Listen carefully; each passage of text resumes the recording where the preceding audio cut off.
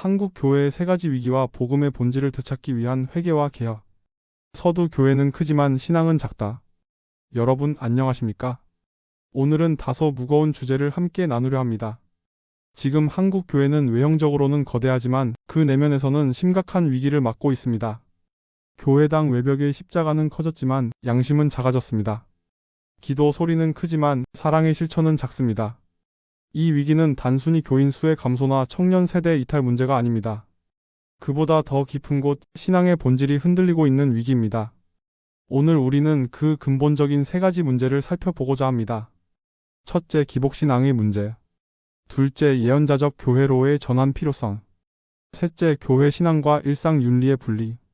이 세 가지는 서로 연결되어 있으며 결국 교회가 복음을 잃어버리고 종교적 껍데기만 남게 된 결과입니다. 첫 번째 이야기. 기복신앙 복음이 거래가 되어버린 비극. 한국 개신교의 기복신앙 즉 하나님께 복을 빌어 현실적 물질적 문제 건강, 자녀 진학, 승진, 재물 등을 해결받는 신앙 형태는 단순히 현대의 종교적 왜곡이 아니라 한국의 전통 종교 문화, 특히 샤머니즘 무속 신앙의 깊은 영향 아래 형성된 현상으로 볼 수 있습니다. 이를 학문적으로 정리해보면 다음과 같습니다. 1. 샤머니즘적 세계관과 한국인의 종교심. 한국의 전통 종교는 본질적으로 현세적이고 실용적이었습니다. 샤머니즘은 하늘 산물 조상신 등 수많은 영적 존재들이 인간의 삶에 직접 영향을 미친다고 믿으며 이를 굿이나 제의를 통해 달래거나 도움을 받으려는 종교입니다. 즉 신앙의 목적이 궁극적인 구원이나 윤리적 완성이 아니라 현세의 안녕 건강부 자손 번영이었습니다. 이러한 현세 중심의 종교의식은 한국인의 문화 심층에 오랫동안 내재되어 있었기 때문에 새로운 종교가 들어올 때마다 그 세계관 위에 더 씌워지곤 했습니다. 불교가 들어올 때도 극락왕생보다 현세의 복과 자손의 안녕을 강조했고 유교의 제례문화 역시 조상의 축복을 비는 형태로 변형되었습니다. 2. 개신교의 수용과 토착화 과정. 19세기 말 미국 선교사들에 의해 개신교가 전래될 때 복음은 본래 하나님의 은혜와 구원의 메시지였으나 한국 사회의 샤머니즘적 종교 심성과 결합하면서 새로운 형태의 신앙이 생겨났습니다. 하나님께 기도하면 병이 낫는다. 11조를 드리면 복을 받는다. 믿음으로 사업이 잘 된다. 이런 구체적 복을 약속하는 설교가 빠르게 확산되었죠. 이유는 단순합니다. 당시 한국은 가난과 질병, 식민지 현실 속에 있었고 현세적 구원에 대한 갈망이 강했습니다. 선교사들의 기도와 의료 선교가 실제로 사람들의 삶을 개선시켰기 때문에 하나님은 능력 있는 신으로 받아들여졌고 자연스럽게 복을 주는 신의 이미지로 자리 잡았습니다. 3. 기복신앙의 심리 정문화적 구조. 샤머니즘적 사고에서는 신은 거래의 대상입니다. 정성을 들이면 신이 감응한다는 상호 교환적 구조이지요. 한국 개신교의 위기는 단순한 교세 감소가 아니라 신학적 정체성과 윤리적 신뢰의 붕괴라는 점에서 훨씬 더 심각합니다. 이 문제를 바로잡기 위해서는 단순히 젊은이들을 다시 불러 모으자 수준이 아니라 교회의 존재 이유 자체를 근본적으로 다시 세우는 개혁이 필요합니다. 이 사고가 개신교에 스며들면 헌금하면 복을 받는다, 기도 많이 하면 문제 해결된다는 형태로 바뀝니다. 한국 개신교의 대표적 예로는 다음과 같은 문화가 있습니다. 새벽기도, 정성스러운 행위를 통한 응답 기대. 금식기도, 철야기도, 자기 희생을 통한 신의 감동 유도. 축복성의 부흥의 은사 중심의 직접적 체험. 이런 형태는 서구의 교리적 개신교와는 다르게 샤먼적 신앙 실천이 기독교적 언어로 변형된 것이라 할 수 있습니다. 4. 사회적 배경 근대화와 성공의 복음. 한국 전쟁 이후 급속한 산업화와 경쟁 사회 속에서 교회는 열심히 믿으면 잘 된다는 메시지를 강조했습니다. 이는 미국의 복음적 번영신 프라스페러티 가스펄과 결합하여 하나님은 당신이 성공하기를 원하신다는 신앙 형태로 진화했습니다. 이때 기복신앙은 단순한 미신적 형태를 넘어 근대 자본주의적 욕망과 결합한 종교적 성공주의로 발전합니다. 5. 신학적 평가와 비판. 신학적으로 볼 때 기복신앙은 복음의 본질적 왜곡입니다. 성서는 십자가의 길, 이웃 사랑, 하나님의 정의를 강조하지 물질적 번영을 약속하지 않습니다. 그러나 한국 교회는 오랫동안 샤머니즘적 신앙심과 미국식 번영신학의 결합이라는 이중 구조 위에 서 있었기 때문에 믿음이란 복 받음이라는 등식이 쉽게 해체되지 않았습니다. 6. 비교 천주교와의 차이. 흥미로운 점은 한국 천주교에서는 이러한 기복적 요소가 상대적으로 약하다는 것입니다. 이는 천주교의 신앙체계가 개인적 체험이나 축복보다는 성례전, 전례, 교회의 권위에 중심을 두기 때문입니다. 즉 개인과 신의 직접적 거래 구조가 약하고 의례 중심의 객관적 신앙이 강조되므로 무속적 형태와의 융합이 덜했습니다. 7. 결론 복음의 샤머니즘화 현상. 결국 한국 개신교의 기복신앙은 전통 샤머니즘적 종교심, 근대적 현실 불안, 미국식 번영신학의 수입, 이 결합한 복합 문화적 산물입니다. 이는 단순히 타락한 신앙이 아니라 한국인의 종교적 심층이 기독교라는 외래 종교의 옷을 입고 나타난 토착화 현상이기도 합니다. 따라서 이를 극복하기 위해서는 단순한 교리 교육이 아니라 한국인의 종교적 정서를 깊이 이해하고 신학적 재해석을 통한 성숙한 신앙 교육이 필요합니다. 두 번째 주제. 한국 개신교의 회복을 위한 5대 개혁안. 아래는 제가 제안드리는 한국 개신교의 회복을 위한 5대 개혁안입니다. 이것은 단순한 도덕적 권고가 아니라 신학적 사회학적 근거에 기반한 구조적 개혁 청사진입니다. 성공 중심에서 예언자적 교회로의 전환. 문제. 한국 교회는 교세 성장과 건축 재정 규모를 하나님의 축복으로 해석했습니다. 이것은 사실상 자본주의적 성공주의를 복음으로 위장한 것입니다. 개혁 방향. 이제 교회는 예언자적 역할로 돌아가야 합니다. 즉 가난한 자와 약자의 편에 서서 불의한 구조를 고발하고 권력과 결탁하지 않는 도덕적 비판자로 존재해야 합니다. 교회 건물 확장보다 사회적 약자 돌봄 사역의 재정 우선 배정. 십자가의 신학 THEOLOGIACRUCIS를 회복 고난과 섬김의 신학. 목회자는 CEO가 아닌 선지자가 되어야 함. 하나님 나라는 성장 그래프로 증명되지 않는다. 헌금 중심 구조에서 투명한 공동체 경제로의 개혁. 문제. 헌금은 본래 감사의 표현인데 한국 교회에서는 하나님과의 거래 수단으로 변질되었습니다. 헌금 강요, 건축 헌금 남용, 회계 불투명은 젊은 세대의 신뢰를 무너뜨렸습니다. 개혁 방향. 모든 교회의 회계 투명성 공개 의무화 온라인 보고 포함.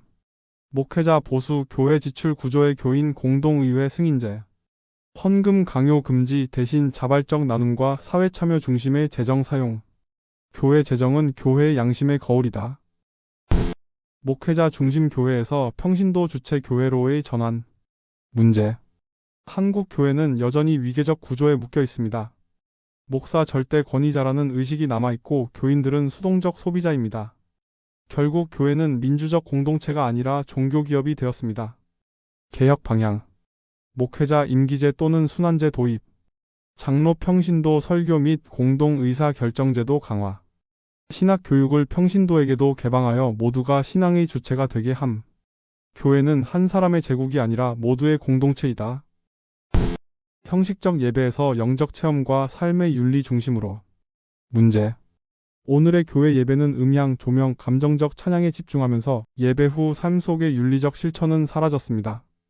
결국 예배는 감정적 카타르시스의 공간으로 축소되었습니다. 개혁 방향. 예배의 감동보다 예배의 삶화 강조. 설교의 중심을 축복과 성공이 아니라 회개, 정의, 사랑으로 전환. 예배 후 실제 봉사 환경 공동체 참여 프로그램과 연계. 예배는 교회 안에서 드려지는 것이 아니라 교회 밖에서 완성된다. 폐쇄적 교회에서 공공신학적 교회로. 문제. 지금 교회는 사회적 고립 속에 있습니다. 타 종교, 비신자, 청년 세대와의 대화 능력을 잃었습니다. 개혁 방향. 교회 공간을 지역 공동체의 공공자산으로 개방, 도서관, 쉼터 등. 종교 간 대화, 사회참여 프로그램, 청년 문화 연계 확대. 신학은 교리를 지키는 도구가 아니라 사회 윤리를 형성하는 언어가 되어야 합니다. 교회가 세상을 구원하려면 먼저 세상의 언어를 배워야 한다. 결론 회복의 신학 거룩함은 작아짐이다. 한국 교회의 개혁은 결국 성령의 부흥보다 양심의 각성이 필요합니다. 성령 받은 자란 방언을 말하는 사람이 아니라 가난한 자를 보고 울고 권력 앞에서 침묵하지 않는 사람입니다. 이제 교회는 커지는 것이 아니라 작아지고 낮아지고 투명해지고 섬기는 곳으로 변해야 합니다. 그 길만이 잃어버린 젊은 세대를 다시 부르고 복음의 본래 생명력을 회복하는 길입니다. 세 번째 주제. 신앙과 일상의 불이 마이너스 교회 안의 경건, 교회 밖의 타락. 한국 사회, 특히 한국의 종교적 풍경을 오래 지켜본 분이라면 누구나 공감할 만한 부분입니다. 이것은 단순히 도덕의 타락 문제가 아니라 한국 기독교 신앙이 왜 생활 속 윤리로 연결되지 못했는가라는 훨씬 근본적인 질문으로 이어집니다. 저는 이 현상을 이중 신앙 구조 두얼 리지 아서티라고 부릅니다. 즉, 교회 안에서는 신앙인처럼 행동하지만 교회 밖에서는 세속적 가치에 전적으로 순응하는 구조입니다. 그 원인과 치유 방안을 아래와 같이 정리해 드리겠습니다. 교회 신앙과 일상 윤리의 분리 성속의 분단.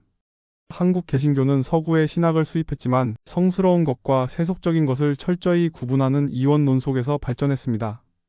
주일 예배, 기도, 헌금은 성스러운 영역이고 사업, 성, 인간관계는 세속의 영역으로 간주된 것이죠. 이 때문에 교인은 교회 안에서만 신앙인이고 교회 밖에서는 일반 사회의 논리, 경쟁, 욕망, 쾌락에 따르는 세속인으로 변합니다. 이것이 바로 신앙의 생활화가 이루어지지 못한 이유입니다. 신앙이 교리로만 머물고 윤리로 확장되지 못했다. 성에 대한 왜곡된 금기와 억압. 한국 교회는 성에 대해 솔직한 교육과 토론을 거의 금기시했습니다. 성은 죄스럽거나 더러운 것으로만 다뤄졌고 신학적 성윤 리크리에이션 시알러지, 바디 시알러지가 가르쳐지지 않았습니다. 그 결과 성적 욕망이 죄책감과 은폐 속에서 왜곡되어 이중적 윤리, 겉으로는 경건, 속으로는 방종가 만연하게 된 것입니다. 이것은 단순히 개인의 타락이 아니라 교육 부재로 인한 구조적 왜곡입니다.